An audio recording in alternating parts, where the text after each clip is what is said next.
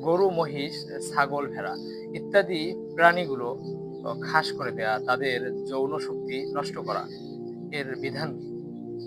ইমাম নববী রহিমাহুল্লাহ তিনি বলেছেন, "সব প্রাণী খাওয়া আমাদের জন্য হালাল, তা খাস করাতে কোনো সমস্যা নেই, এটা বৈধ। পক্ষান্তরে যেসব প্রাণী আমাদের জন্য নিষিদ্ধ, সেসব প্রাণী খাস করা, তাদের যৌন শক্তি নষ্ট করা, এটাও অবৈধ।" একথাই আল্লামা বাগাবী রহিমাহুল্লাহ তিনিও বলেছেন। গরু, মহিষ, ছাগল, ভেড়া ইত্যাদি প্রাণীগুলো খাস করে দেয়া, তাদের যৌন শক্তি নষ্ট করা, এর বিধান কি?